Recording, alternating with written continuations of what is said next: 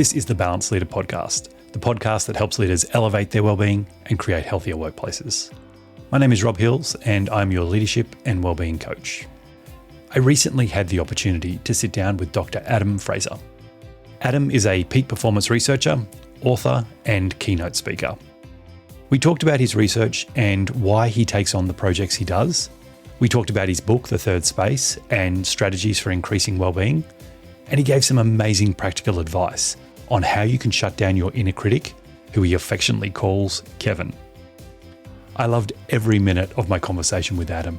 He was so authentic and shared openly, not only about some of his conversations he's had with people he's worked with, but also gave us a glimpse into his personal life as well.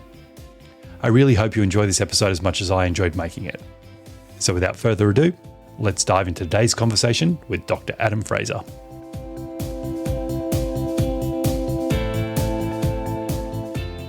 Welcome, Adam, to the Balanced Leader Podcast. Thank you so much for joining us today. Pleasure. I'm in sunny Sydney right now. It's a beautiful day. It's been a hell of a morning, but it's a beautiful day. I was just remarking, people on the audio version won't be able to see this, but I love the background. There's a lot of creative work going on in the background with different coloured Post-it notes, all neatly lined up too. So you were saying that's part of the research for the next book? Yes, it is. And my team love coming in and putting them like just out of straightness. And it's not that I have OCD and I need them to sit like that, but they just like enjoy teasing me.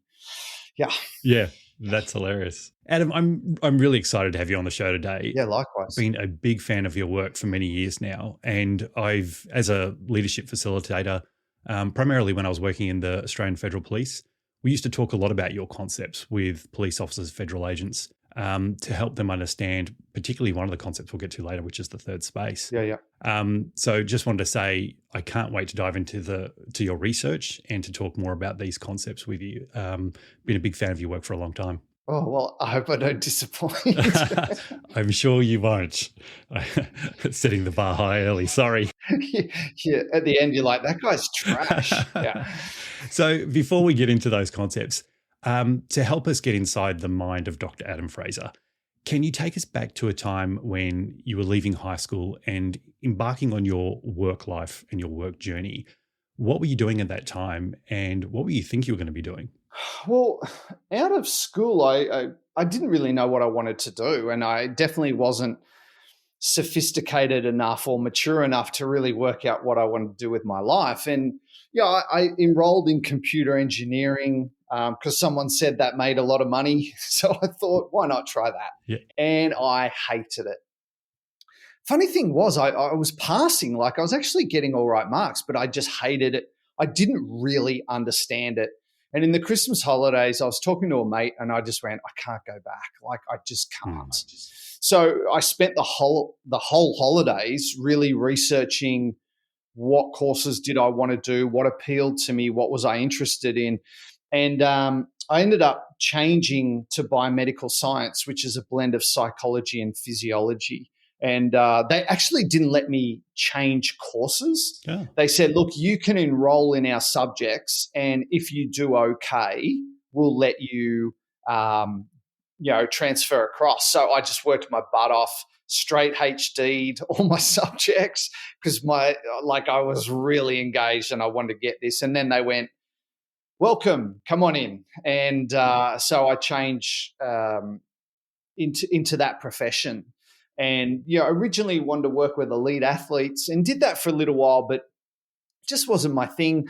I much prefer working with, I suppose, normal people in business and in occupations. And, that's kind of how I found myself here. Yeah, right. So you sort of went on that path, you changed. Was there some sort of defining moment in there that went, this is what I'd rather be doing, this is where my passion lies? Is there something that you found in the research that went, this is the thing for me?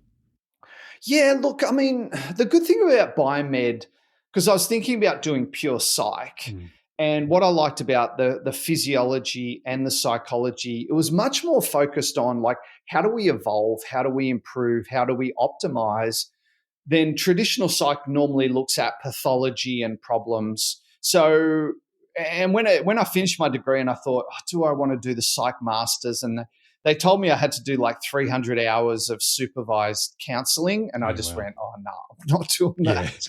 So I went down that kind of research side of things in terms of the psych and the physiology piece. But I just loved it. As soon as I started to do the subjects, like it made sense to me. I got it.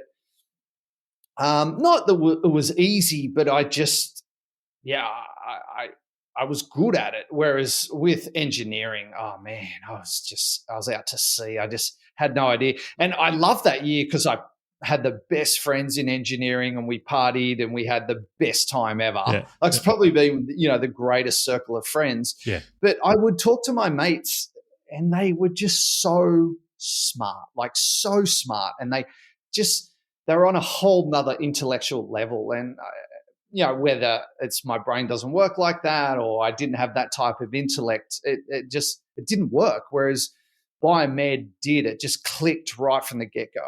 Yeah, and it certainly sounds like you've found your calling. So some of the work you do now, you're a consultant, you're an author, you're a professional speaker. Tell us about some of the work you do and some of the clients you work with. Yeah, well, I mean, I spend my time in three areas. One is presenting. And when I present our research. So it's not like I'm presenting my take on growth mindset or my take on psychological safety. It's much more, hey, here's some research we've done and here's what we've found. So and what I like about that, there is a uniqueness to it. Like you're not going to hear that message from someone else. Yeah. I do a lot of conference speaking, a lot of offsites, workshops, and that's with all sorts of professions from finance to, actually I'm doing a lot of work with the police at the moment, which I'm loving. Like there's just such good people. Yeah. So that's the first area. Second area is research. So we work with different universities consistently to look at, well, what are some of our challenges and what are some of the problems we're facing and how do we solve them? So a study I'm doing at the moment is looking at the impact of secondhand trauma on educators. Well, actually all staff in school. So what we're seeing is more children are presenting trauma at school and educators have they've become the social workers of society. Like they're just having to do so much. And no one's looked at, well, how does that affect the educator and how do they support themselves through that? And there's literally no studies in Australia. There's very few worldwide. So that's something we're doing currently, like we're actually collecting data. And the third area is large-scale interventions. So we've done a lot of work in professional services, your firms like PwC and EY, looking at partner burnout, like what creates that? And also, most importantly, what's the solution to that? We work with executives teams similar to yourself around, how do we build more connection? How do we have more harmony? How do we be aligned and really lead the organization forward? And another example is we run a program for school leaders around sustainable leadership practices and effectiveness. Like, how do we get school leaders to be really effective, to manage an impossible job, but also not burn out at the same time? So that's kind of me in a nutshell. Yeah, love it. How do you decide on where your research is going to take you? Is it feedback you're getting from when you're having these engagements with people? Is it personal areas of interest, or are you looking at other bits of research and that's sort of leading you down a path and you're like, oh, that's where I want to go next? Oh, Rob, that's such a great question. And I'm kind of having a midlife crisis at the moment because I'm going, all right, if I've got 15 years left, what do I want to do? What's the impact? What's the focus going to be? Yeah. But it's exactly as you kind of describe it. I think all my work comes from conversations with people. The third space, which is a really popular piece of research we did, came from a conversation with a CEO in his home. The vicarious trauma research came from a conversation.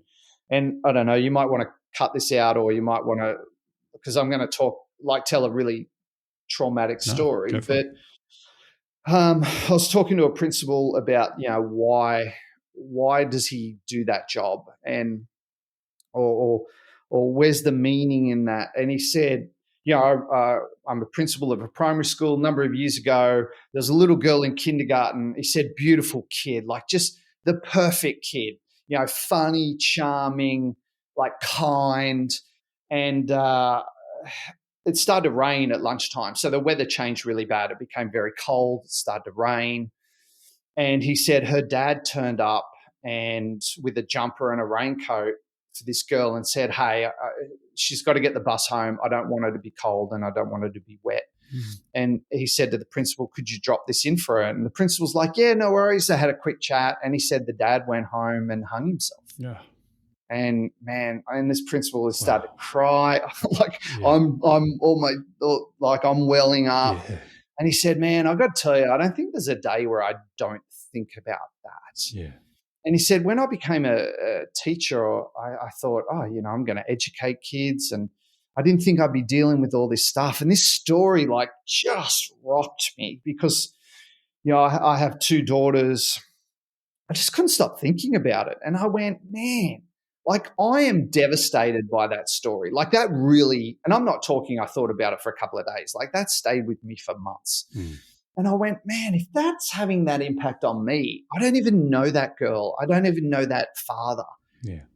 Imagine what it does to the educators. And I don't know, like I just became really tenacious and just went, someone has to study this. It's been very hard. And, we've spent so much money on this project. Like from a business perspective, it's been terrible. But it's just like, well, someone has to do this, don't they? Yeah. And just that emotional investment of, I'm not going to give up on this thing. We really have to understand it because it's very, very important. So, yeah, I mean, that's how I'm. God, actually, even we did some research with financial advisors a number of years ago about their mental health. Like you would know that group has just had so much regulatory change, so much change in how they can operate, how they interact with clients, how they get paid. And, I spoke at a financial advisor conference and about 5 guys in their 50s kind of bailed me up and went, hey, you got to do some research on us. And I'm like, what do you mean? He goes, well, there has been 12 suicides in financial advising this year because people are buckling under the pressure. Yeah. And one of the guys like really looked him in the eye and said, will you promise me that you're going to do this? And I promised him and I went, oh, okay, I guess I've got to do it. I mean, it's those sorts of things where you go, well, how could I not engage in that? How could I turn away and let those people down? So, yeah, I guess I haven't really reflected on that much. I know that was really heavy, but that's kind of some of the things that drive me. Well, and thank you for being so honest and vulnerable in your answer. It must be amazing work that you're doing, and it must be amazingly rewarding when you get to present the research and hopefully see, that shift and that change and that impact over time. Yeah. So thank you for the work you're doing. It sounds amazing. Yeah, and it is important to shine a light on those things, and particularly with the financial advisor research.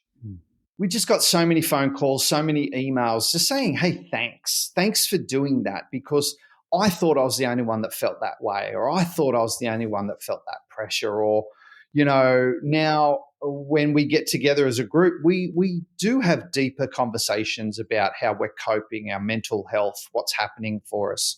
So, yeah, I mean, yeah, it does. I don't know whether it feels good, and we don't kind of go, oh, wow, aren't we amazing? But it's definitely, I'm glad that this is valued. Oh, look at this. My wife's just delivering me coffee. Thank you. That's amazing. The coffee world service. Is complete now. How much better is this podcast going to be? Yeah, we're just going to see a real spike now in engagement and excitement from Adam. Start talking fast. Well, while you have a quick sip of that, I just wanted to say it's great that you're making space and opening up the conversation. This is something that I'm passionate about, particularly, and this work started for me when I was in the AFP, just creating space where leaders can come together and talk about things they don't normally talk about. And I've had even a couple of conversations this week where people have said, oh, I kind of don't really say this, but I'm going to put it out there. And then we have the most amazing and in-depth conversation, and we both walk away feeling a little bit better and a little bit more seen, because I think we all think we're the only ones who are feeling this way. And that's not the case. Yeah. So it's great to open the conversation. Yeah. I mean, God, you would have such a wealth of like that work you did with the police. My gosh, you talk about a group who's just, I've just grown to love them so much and have so much empathy for them. And even like I was reading a research paper about when an officer goes to a domestic violence situation, here are all the things that they have to consider and take into account. Mm. And I just went, oh my gosh, that is such a complex thing, because it's so easy to judge a group. And, I've got a lot of, I've got female friends who have been in a violent relationship, and you kind of go, well, the police should do something and they should do this and they're not doing enough. And when I read this, I went, oh my gosh, like there is just so much complexity in this one situation, as well as, like some of these officers are in their early 20s, mid 20s. Like I was an idiot when I was I was getting drunk and falling asleep in bushes at university. Like I couldn't have done anything as sophisticated as that. So, I mean, gosh, you would have some stories about, particularly that male bravado of you gotta be strong. You can't be weak. You don't talk about that stuff. Oh, absolutely. And it's funny because I didn't talk much about my own mental health journey until I started presenting on leadership. And as a part of the leadership conversation, there was this huge space we weren't talking about, which was well-being. Yeah. And as soon as I started to open up a little bit, it really did create that space for others to talk about it. And it was like the damn wall had been broken. Yeah. And a group of 20 people come together at the start of the week, and everyone's, particularly in a policing environment, everyone's sort of looking at each other, side-eyed, who are they? But by the end of the week, everyone's like, we got to catch up. There's tears. There's like, it's an amazing bond that forms quickly because people are okay to open and just share about what they've been through. And it's a lot. You're right. It's a lot. It's a huge amount. And even, I suppose I get drawn to those more giving roles like, school leader, principal, medical, social work. They're just such extraordinary individuals. Mm.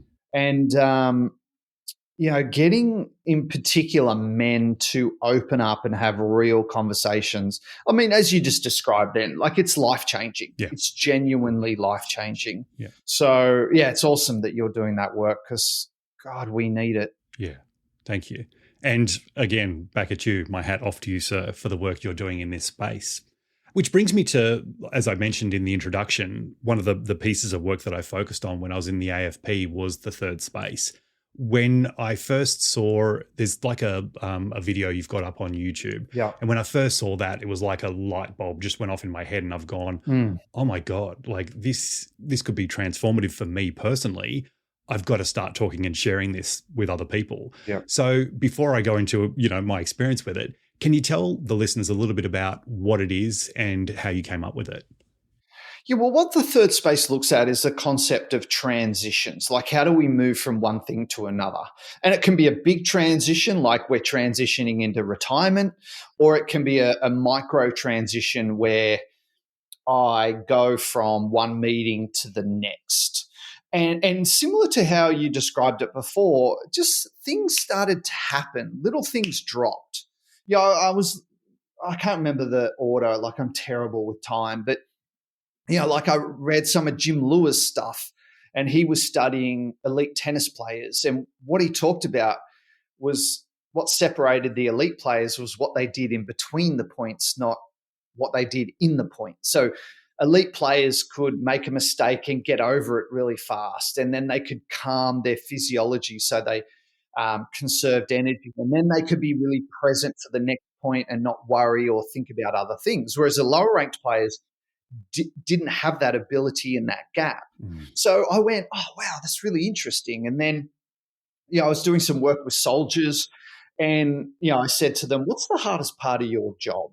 And they said, coming home. They went, man, I come home and I fight with my family for 2 weeks because, I've been away. And when I'm away, it's a very different culture to my home, and I can be doing very stressful things. And when I come home, I try to fit in, and it doesn't work very well. And one of them talked about how he saw a psychologist, and the psychologist gave him a strategy to do on the plane to come home in a better state. Mm. So I went, wow, that's interesting. And then I had an interaction with a CEO who literally built a new entrance into his home. And at the end of the day, he would go into his room, have a shower, like take off the suit, have a shower, put on casual clothes. And it was this ritual to help him transition into being a dad and a partner. So really the third space is just these transitional gaps. So the first space is what I'm doing now. Second space, what I'm about to do. Third space is the transitional gap. Mm. So, this morning, my routine is, I'm up at 5, I go to the gym, I come home, 6:30, help get my daughters ready. They leave at 7:30. And they decided to have a massive fight this morning about whose tights were whose. So I'm trying to make their lunch and do this and do that. And then, put on a load of washing, hung a load of washing out. Yeah. And then I come in here and, I just took a couple of minutes to think about, I want to be present. I want to, really engage in this conversation. I want to give Rob a good experience. I want to make sure I'm clear. So it's kind of like, I went from this chaotic environment where I'm rushing to, okay, how do I become really present and really focused? So that's the third space. And in particular, where it's most popular is that transition from work to home. Because so often we take the work day with us into the home, like we're frustrated, we're angry, we're tired. And we just looked at a 3-step process of how do I reflect on what I've just done? Yep. How do I calm myself? And then how do I reset myself for what I'm about to go into? Like, how do I want to behave? What impact do I want to have? Yep. So, that's the third space. And as you pointed out, it's been still probably the most popular thing we've ever done. Yeah. And it really has had an impact. And, when I tell people about this, they're like, oh, yeah, right. So I've got to, find my third space. So for me, it's a set of lights that are maybe 1 kilometre or 2 kilometres from home, where when I hit those lights, I know, okay, now I've got to make that transition from, whatever's going on in my head to what I want to show up and what energy I want to bring when I come home. And you talking about an example of someone who shows up kind of like the hurricane when they come in the door or whatever, but you never really know what's waiting for you on the other side of the door. Oh. Some days it's peaceful and everyone's happy and off doing their own thing. Other days you've walked in and there's something's happened and I don't know what it is, but I can just sense it, right? So, or it's just flat out war. Yeah, that's right. Shoes flying across the room, someone complaining about someone's tights. Thank you for sharing your story. So for me, it's not necessarily about preempting what's happening because you never know, but it's knowing that if I show up as the best version of myself, that I'm going to be better prepared to help the people around me, as opposed to be focused on this is the energy that I'm bringing from my day and this is what happened in my day or whatever. So I love that. Yeah, and it's kind of going back to, and I know I've used a lot of male examples, but often when I present this, in particular, men come up and go, whoa, that hit hard because I have shown up as a jerk for so long. Yeah. And you'll relate to this too, is, you do this work with leaders and they're very, they're very guarded and they don't really give away too much. But then you go out for dinner and after 8 glasses of red wine, that's when they start to really talk to you. And I was at this thing with some really senior people, and this guy comes up and he goes, man, I wish I'd heard you present 20 years ago. Mm. He goes, I'm super successful. I've made a ton of money. But he said, the thing I have regret about is that the people that meant the most to me got the worst version of me. Mm. And, he said, I know I could have just shown up better. And I worked long hours and I really challenged myself, but that's my regret. is that they got what was left over and it wasn't very good. Yeah.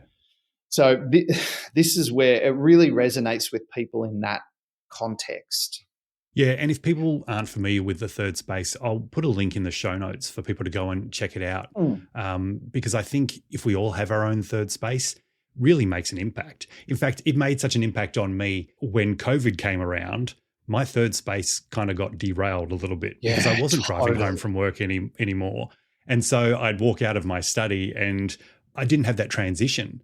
And it was like, oh, I'm in it now. So it was a matter of refocusing and thinking about what could my transition be, and then how can I sort of incorporate that so that I don't just go from laptop closed to here I am. Yeah. And Rob, like you nailed it. I mean, when COVID happened, I got more emails about this concept than I ever have because they were like, well, I had the transition, which was, I caught the train or I caught the bus or I drove or I walked. And they said, now I'm working at the kitchen table. There is no separation. There is no. So what we talk to people about is you've got to find your own third space. Yeah. Like whether it's, one guy talked about how he went out, walked around the block and came back in. And it's now, okay, I'm a dad. I'm a husband. A woman talked about that she would literally get dressed for work. And when it finished, she would get changed into like active wear and go to the park, listen to a podcast, walk around the park. Yeah. And then when she walked home, she's like, okay, I've changed gears. I'm now this person. So particularly when we're working from home, it's very important to still have that process and how do I decompress from the day. And look, I mean, we did a lot of research during this period, and what we showed is 65% of people said, when I work from home, I think about work far more in my personal time than when I used to commute, because the commute was kind of that inflection point. It was that full stop. Yeah. And in particular, working mothers said, I miss my commute. Like I don't miss the physicality of sitting in traffic, but I miss what it gave me. And so many mums went, that was the only me time I had. Yeah, I bet. That's when I called a friend. That's when I listened to an audiobook. That's when I just stared out the window of the train. Yeah.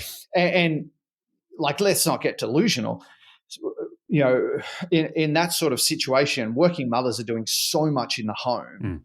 So they're doing so much more than their partner. So they are transitioning into, so many tasks, but they are missing that ability to have that time for themselves to decompress. And it's funny, the transition doesn't take long. You can do something really quite quickly, but the impact that it has, it's such a great investment. So again, sorry, go. Oh, I was just going to say, what I love about this concept is that it can be so personal. Like what works for one person doesn't work for another, and you take it and make it suit your life. Like I had an executive say to me, man, after your talk, all I do is just finish the phone call in the car. He said, I used to come in the house, I'm on the phone, kids are trying to hug me and I'm pushing them off and my wife gets angry with me.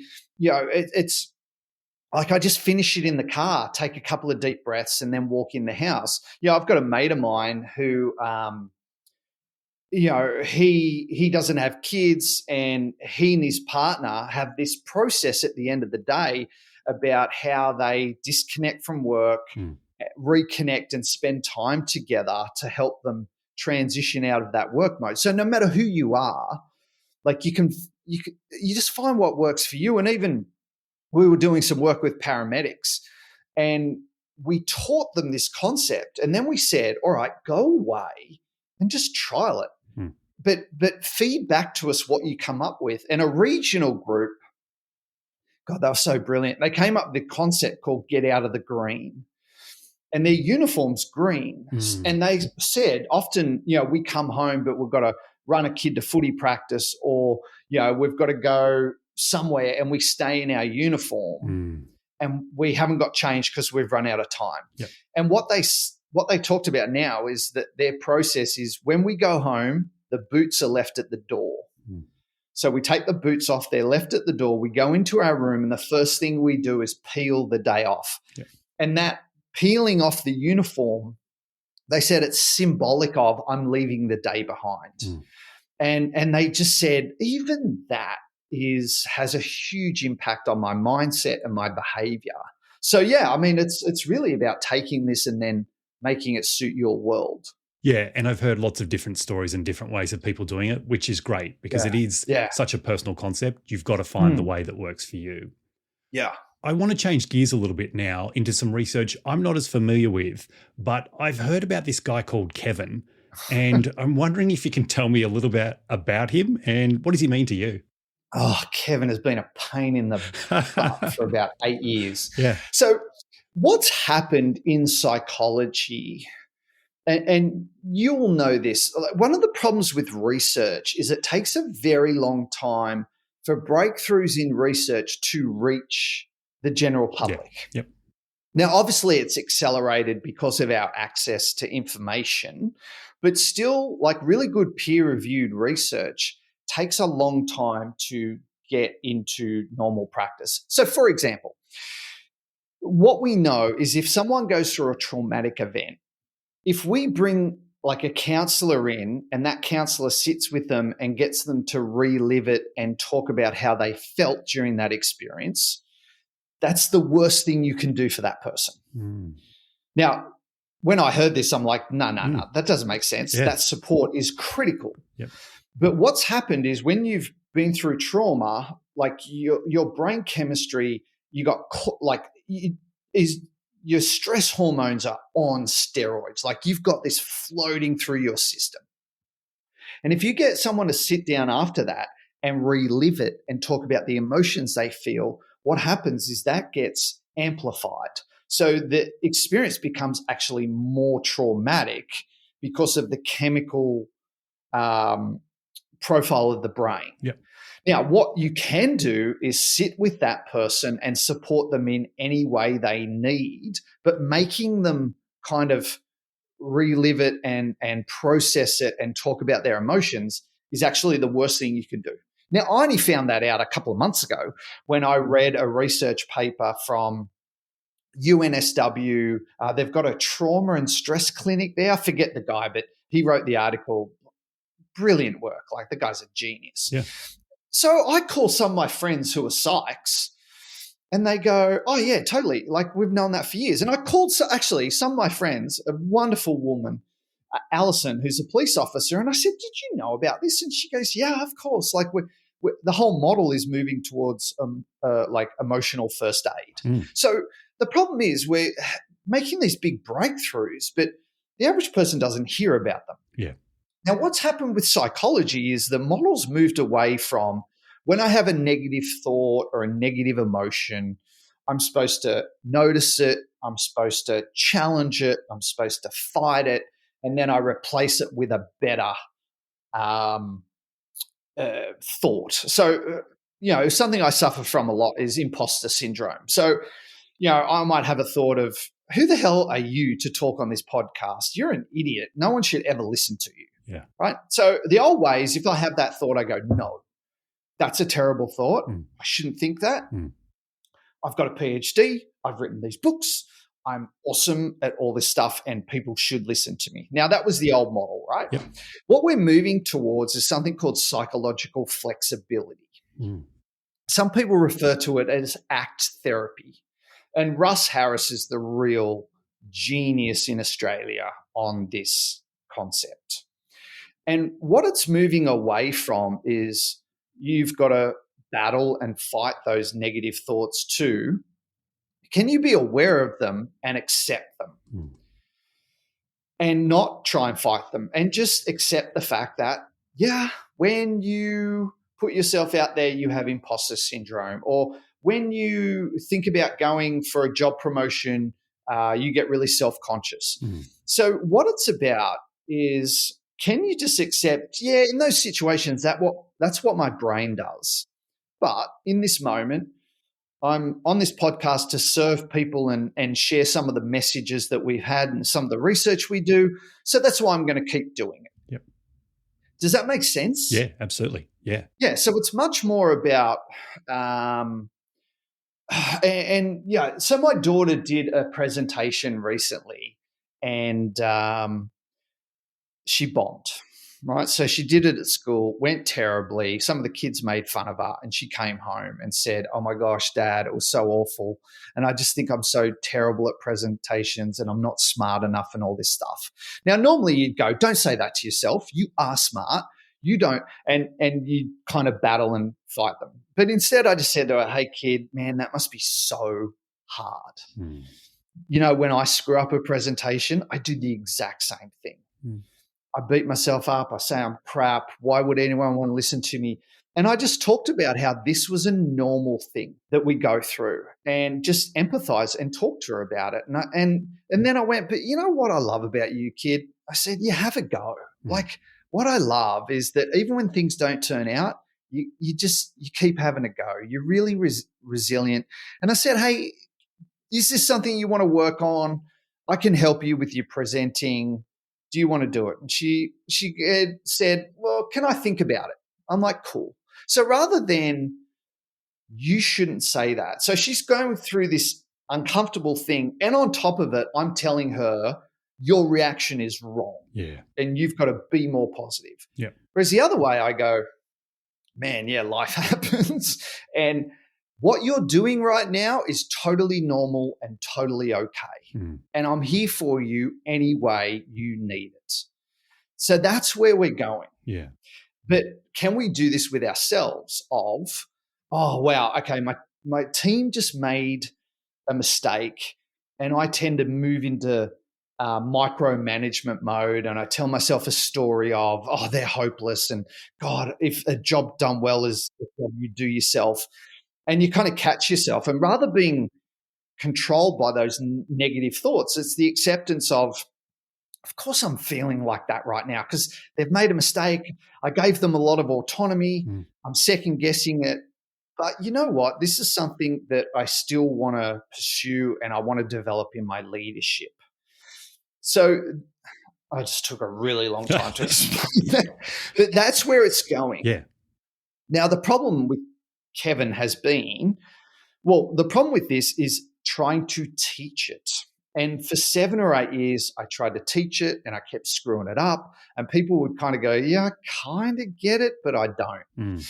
So I've worked for 8 years trying to work out, how do I teach the average person this new movement of psychology? And I had a really interesting interaction. And I was interviewing a circus troupe who perform without safety gear. So the stakes are really high. And I said to them, "When you walk out on stage, are you totally confident or do you have fear? Do you have doubt?" And they went, "Of course we have fear and doubt. Like, we're doing this really dangerous stuff." And I said, "Well, how do you manage those negative thoughts and emotions?" And the head of the troupe, Catherine, said, "Do you mean Kevin?" And I'm like, "I don't know who the hell Kevin is, but like, how do you manage your negative thoughts and emotion?" Yeah. She's like, "Yeah, that's Kevin." I'm like, "Who the hell's Kevin?" And what they'd done is they said, "We've spent literally a lifetime trying to eradicate all those negative thoughts, so we saw them as bad. And one day what we realized is they're just with us for life." But what we did is came up with a character, and there's a character in our head called Kevin. And Kevin's apologized to all the Kevins, by the way. And Kevin is the one that says, "You suck. You're going to screw up tonight. That new catch, you're going to drop someone." And what she said is, we realized that we can't get rid of Kevin, but Kevin kind of gets put in the corner and he talks to us and we can hear it, but it's almost like he's a radio on in the background. Yeah. And we go, "Yeah, thanks, Kev, but you don't get to run the show. I run the show." Yeah.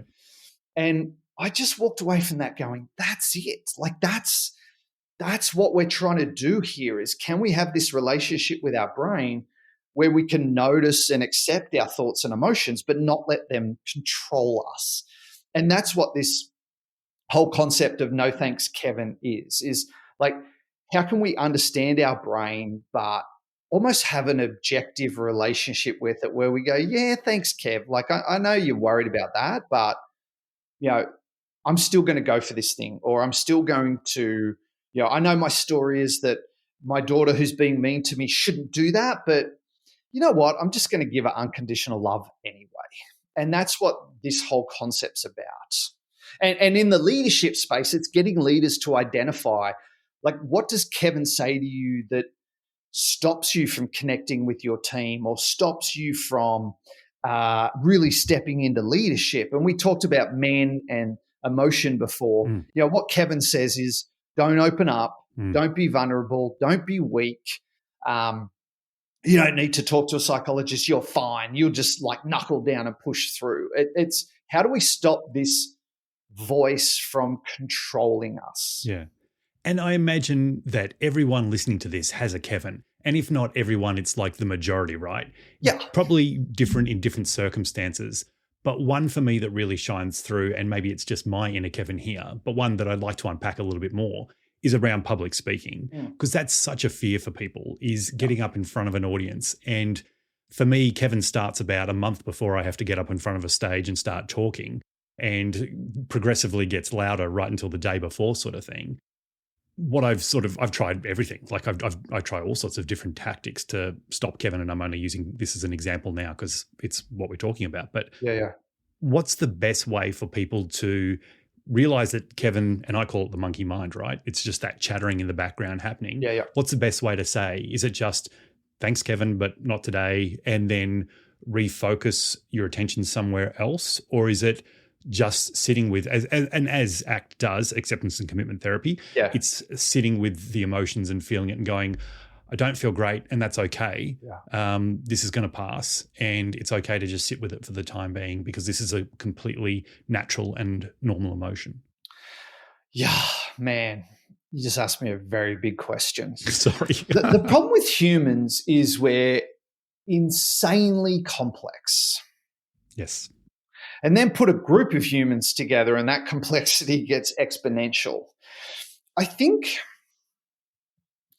so for people listening to this, I would just think about during the day, start to notice your narratives and your emotions.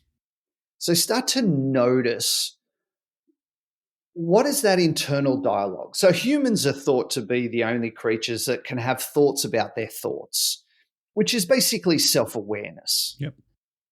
So I'll give you an example. I was really angry at someone the other day, and I was storming around and acting like a complete prat. And I was like just full of rage. And then I kind of went, okay, probably practice what I should preach. And I just went, okay, what's actually going on for you? And I kind of sat in that moment, and I didn't get out like, some incense and light it and get my yoga cushion out. I just kind of went, all right, what's going on for me? And what I realized is I had let this person cross a boundary and I hadn't held it. And I was mad at me. So I was mad that I didn't have the courage to hold that line. And they were just wanting what they wanted. And I let them step across it. So it's that self-awareness to go, right, actually, it's not a personal thing. It's not about them. It's just you didn't hold that boundary. So when you have that realization, you're still mad at the person for crossing that boundary, but it's very different to it's all their fault. Oh my gosh, they're so horrible. They took advantage of me. And so your reaction is going to be more measured, more realistic. So what I'd say to people is just start to really practice that self-awareness of, well, in this situation, why am I mad? And even asking yourself that question of, why am I mad at them? I'm mad at them because of this. Well, why does that bother me? And even just asking yourself why a few times helps you get to the real crux of it. Start to notice what are the sort of narratives and stories that Kevin tells you that holds you back. And look, the whole thing about Kevin is we don't want to make him an enemy or try and kill him off. It's just that because sometimes our Kevins are driven because of something mean someone said to us when we were 10, or the fact that, we lacked a role model, or we didn't get enough emotional support. Like Kevin's there for a reason and he's part of you, but you've just got to be careful about letting him take control. And that's what happens is most people just react. So, oh God, I don't even know if I got anywhere near answering that question, but I think it's just that starting to practice that self-awareness of what are these narratives and stories that control me? Yeah. Yeah. And it's interesting. Again, I think this is perhaps where ancient wisdom is now being backed up by, the psychology and the current neuroscience, because it is a little bit of that. Let's just be a little bit more aware and think about what's going on internally rather than trying to negate it or whatever. Yeah. One of the most useful things that I'm sitting with at the moment is realizing that my thoughts are just a reflection of the past. So they are the neural pathways in my brain that have been fired, over and over again, that have created this really strong neural connection. And that's where Kevin comes in for me, I think, is that it's all of those things that I've been thinking about and pondering and worried about in the past. And it's just, they're those things that keep popping up in my mind. So if I'm aware that it's not really a reflective of the current situation, it's just my mind doing what my mind does to try and protect me in some sort of reptilian, way. Yeah. I'm less focused or are less accepting that these thoughts are actually true, or that these thoughts are actually helpful. So again, it's that awareness piece you talk about, where it's just take a step back and have a look at it and go, is this really true or really reflective of what's going on? God, that was beautiful. Like the way you described that was awesome. I have to get that little piece, because that was a beautiful way to describe it. And, to go back to your question that I think I just kind of stomped around and didn't really answer, is what we know from the research is that when you picture that a thought or a narrative comes from not so much something external to you, but like almost a part of your brain or a character, it has less control over you. So even I found this study the other day that when you're stressed, if you refer to yourself in the third person, that narrative has less control over you. And I know it sounds so crazy and lame, but literally, like you talked about presenting, I still get nervous every time I present. Yeah. And if I go, yeah, Adam's nervous right now, Adam always gets nervous, this is just part of the process, that has less control over me than, oh my God, I'm freaking out, I'm so nervous, I think I'm going to screw this up. Right? And what was fascinating about this study is they did functional MRI scans of people saying those sorts of narratives of I'm stressed, I'm freaking out versus, Adam's stressed, Adam's feeling overwhelmed. What they showed is the emotional part of the brain was far calmer when we make that statement in the third person. And what's beautiful is there's no corresponding increase in the cognitive parts of the brain to make that happen. So it's not like I have to work harder to control my emotions. It's just like when I picture that, that thing comes from the third person or from a character like Kevin, it just has less impact on us. So I suppose to answer that question from before, number one, be self-aware, start to notice these things, and then just go, yeah, that's just Kevin. Like Kevin does that because, I was told by a teacher that I wasn't good at that, or, I had a partner that really ran me down for years. And I've developed a way of thinking about that, but that's Kevin, and that's not serving me. And I think it's really about in the moment, choosing what's the most important behavior I can do right now. Like, what's the thing that's going to improve my situation? And rather than letting Kevin control that, it's like, yeah, I know I've got this going on inside my head, but in this moment, what should I be doing? Yeah, I love that. Does that make sense? Absolutely. I love that. And I think it's something we're all experiencing and grappling with. Yeah. So again, just bringing awareness to it, and maybe let's all talk about this a little bit more. No one's alone in this. Everyone sort of gets up to the podium and says, oh, I'm the only one who's going through this. Yeah. But I'm, again, grateful that you were so authentic and sharing that even after all these years, you still feel those nerves, and Kevin's still going off in the background for you. Can I I know I've talked so much, but fire away. Can I share an example? So when COVID hit, one of my things is I grew up in a house that didn't have a lot of money. And usually when my parents had arguments, it was over money and there was stress there. So I have this weird relationship with money. and because I run my own business, I'm constantly predicting that I'm going to go out of business, right? I've been doing this for 25 years. Yeah. And I still predict I'm going to, like, everything's going to dry up and we're going to be poor. Yeah. So when COVID hit, like, that was my Armageddon because it was, everyone just started to go, oh, well, we're going to put that conference on hold, or we can't do this, or we can't do that. And I had a proper breakdown. And for the first 3 days, I sat on the lounge in my board shorts, no shoes, no shirt. Yeah. I drank wine out of the bottle and I watched Tiger King. And on day 3, my wife walked in and went, like, is this a long-term plan? Like, is this something that you're going to continue? Yeah. And I just went, give me one more day. Yeah. I just need one more day. And after that day, I went, all right, let's start to get this thing back on track. But it wasn't that, suddenly I was happy and optimistic and that. No, Kevin was kicking my butt constantly. Yeah. And what I was doing in that period was just making sure, because Kevin's going, you're going to be poor, you're going to have to sell the house, and where are you going to live, and all this sort of stuff. And what I spent that time doing is just watching and being really aware of Kevin, but not letting him run my behavior. Because what did I want to do? I wanted to scream at the kids. I wanted to freak out. I wanted to throw tantrums. So what I was doing was just watching him and going, well, of course you're freaking out because this is your hot button. And Kevin's coming up with all these things. And I was just very careful about what action I took, because I thought, I am in a state where I could do so much damage to my kids, to my wife, relationships with friends, to my business.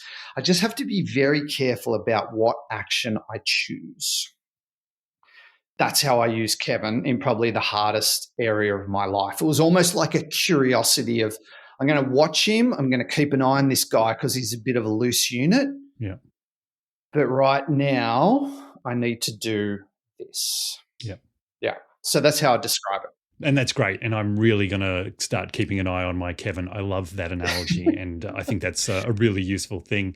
Adam, I'm going to have to apologize. I'm a terrible interviewer. I had 15 or 16 questions for you. I've got through 2. It's because I talk too much. No, this has been amazing. Like, just enjoying the conversation so much. So what's one question I didn't ask today that maybe you hoped that I would have? And if I did ask it, how would you have responded? Oh, gosh. Jeez. Oh, man. This is always a stumper. So, and take your time. That's too open-ended. Okay, what would you ask? Okay, we've got one more question. What are you going to ask? For me, I probably really wanted to get into the Strive research because it's another really interesting and completely different in a really different area. So I'd love a sort of synopsis on Strive if we can. The thing about Strive is it looks at how our relationship with challenge and discomfort has changed over the last 10 years. And what we've moved to because of the happiness movement is we've demonized negative emotions. So we look at frustration, anger, fear as a bad thing. And we look at emotions like joy, happiness, and optimism as a good thing. And what our research talks about is how this has become dysfunctional. And we've started to demonize negative states. And when we're in one, we think, what's wrong? Like, this is bad. I shouldn't feel like this because I'm supposed to feel all this positive stuff. So what Strive's about is how do we change our relationship with struggle and challenge to be a much more functional relationship? And actually how this relates to Kevin is the ability to, like you described before, sit there, analyze your thoughts, feel, well, I feel sad, or I feel despondent, or I feel frustrated, but that's okay. And can I just sit with this emotion and let it happen? But what action can I take that's going to improve this situation? So it's kind of the ability to really understand Kevin. We have to sit with the discomfort. And that's something we don't do anymore. And actually, this is the last thing. I was talking to a psychologist the other day, and he said, when you were younger and a girlfriend broke up with you and broke your heart, he said, what would you do after that? And I said, well, I used to just lie in my bed, listen to Pink Floyd, and think about, well, why did that end? Why did she dump me? Why? And I would think about what went on. And he goes, that's exactly what you should do. Like, that's a functional response. You got to sit with the misery, and learn from it. He said, the problem is today, we've got this thing in our pocket that the moment we feel uncomfortable, we just entertain ourselves. So he said, we're not being introspective like we used to. And that's what Strive really talks about, is can we start to have a functional relationship with challenge? Yeah. That's amazing. And I have so many follow-up questions, but I know we're short on time. So maybe, Adam, maybe in the future I can get you back and we can talk some more, because this has been such a great conversation. Oh, Rob, I've loved this conversation. This has been awesome. Yeah, this is really cool. We'll have to catch up offline, actually. Yeah, for sure. I love that. Yeah. I do want to thank you for the work you're doing. You're not shying away from the hard questions. You're putting your full self out there, as you've done in this interview today.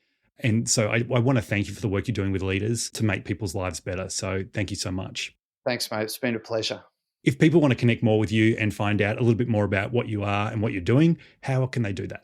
My website, dradamfraser.com, is probably the best place to go to. And if you're in education, the Flourish movement is a separate business we have that focuses on education and research in education. So yeah, that's how you find us. And this is why I need to get you back, because that was question number 4, I think. So thank you again, Adam. I really appreciate it. And I look forward to talking to you again. Thanks, Rob. Thanks, mate.